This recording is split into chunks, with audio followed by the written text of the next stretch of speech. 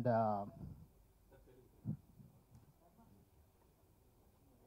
చాలా సపోర్ట్ ఉందండి వారాహి నుంచి. ఇది నా సెకండ్ సినిమా అయినా సరే. Once again thank you very much అండి. చాలా చాలా హాయిగా, చాలా ఆనందంగా జరిగేది. అంటే షూట్ జరుగుతున్న ఎప్పుడు స్ట్రెస్ అనేది ఎప్పుడు ఫీల్ అవ్వలేదు. అండ్ ఇంకొక విషయం ఏంటంటే ఈ సినిమా గురించి బాగా చెప్పుకోవాల్సింది మ్యూజిక్. నాకు చాలా ఇష్టమైన మ్యూజిక్ డైరెక్టర్ కళ్యాణి మాలిక్ గారు. చాలా సటిల్గా ఉంటుంది, ఏది ఆన్ ది ఫేస్ కానీ కొట్టినట్టు ఉండదు. చాలా యాబ్స్ట్రాక్ట్గా మనలో ఉన్న భావాల్ని కొంచెం లోపల నుంచి బయట ఆలోచింప చేసేటట్టు ఉంటుంది.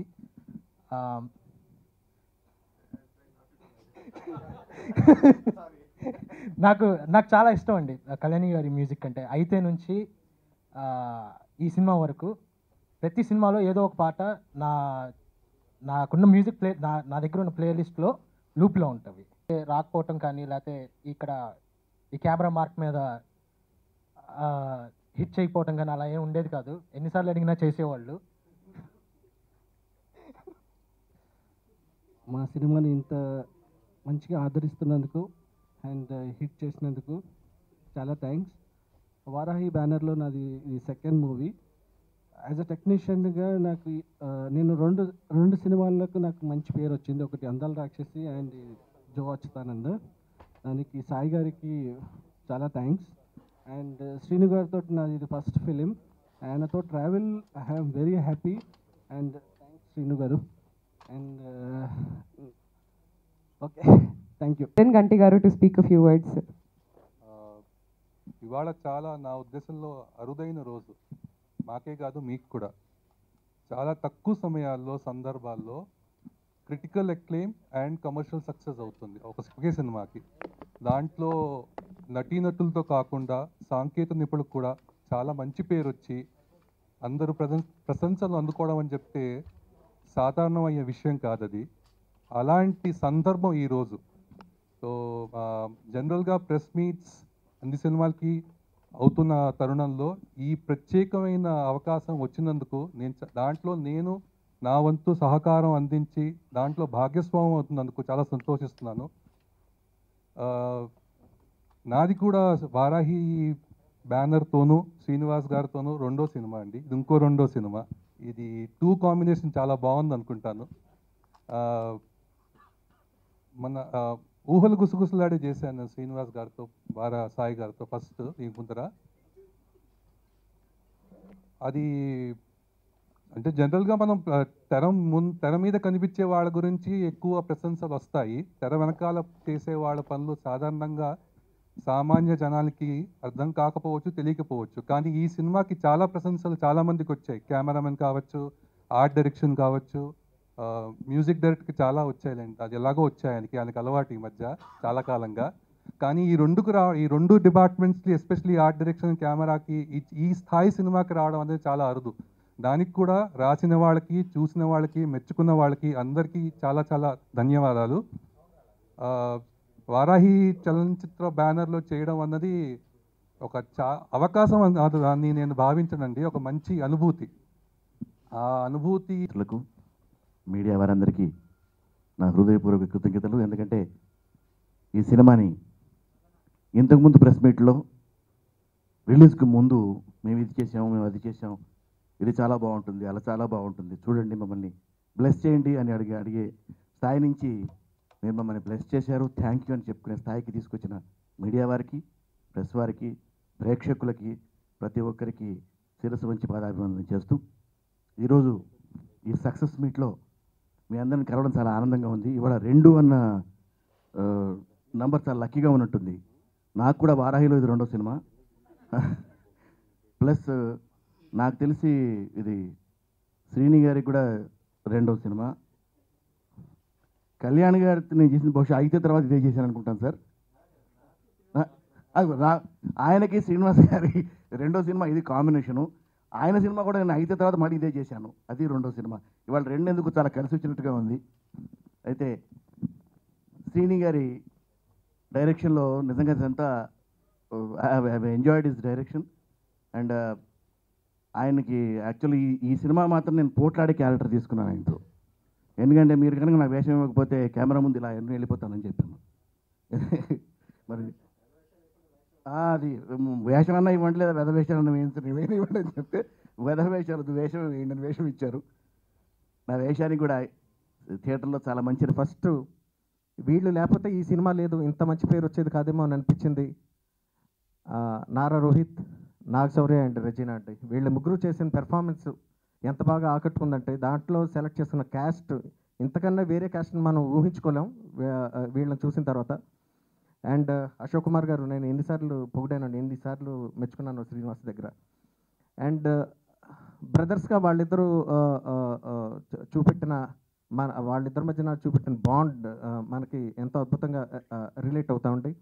And the way Regina acted, అంటే ఒక హీరోయిన్లో అత్యంత గ్లామర్తో పాటు హోమ్లీనెస్ ఉండటం చాలా చాలా అరుదు హీరోయిన్స్లో. You are very lucky that way Regina. And పాటలు రిలీజ్ అయిన వెంటనే ఒకలాలన పాట, కళ్యాణ్ రాగంలో చేసిన పాట చాలా చాలా బాగా పాపులర్ అయిందండి. అండ్ ఆ పాట పాపులర్ అవ్వడానికి వెనకాల నా డైరెక్టర్ శ్రీనివాస్ ఉన్నారు. ఈ సినిమా స్టార్ట్ చేయకముందు అసలు ఫస్ట్ ప్రాజెక్టు నా కళ్యాణ్ రాగంలో ఒక పాట మీరు చేసి పెట్టాలండి, అన్నదమ్ముల మధ్యన ఎమోషనల్ సీక్వెన్స్లో వస్తుంది అన్నప్పుడు తప్పకుండా చేద్దామండి అన్నాను. కానీ రాగం అంటే నాకు కూడా చాలా ఇష్టం. బట్ దిగిన తర్వాత అర్థమైంది నాకు ఎంత కష్టపడ్డాను. అంటే నా కెరీర్లో almost it took me 1 month to compose this song. But ఇద్దరం విపరీతంగా ప్రేమించేసామండి ఆ పాట.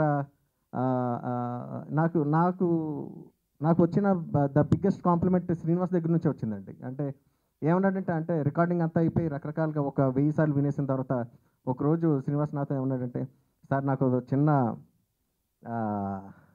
ఒకటి చెప్పాలని ఉందండి. చెప్పండి సార్ ఏంటంటే, ఈ పాట నేనే కంపోజ్ చేసి ఇది నాదే అని చెప్పుకుని తిరగాలని ఉందంటే, నాకు అంత బాగా ప్రేమించేసాను ఈ పాటను అన్నాడు.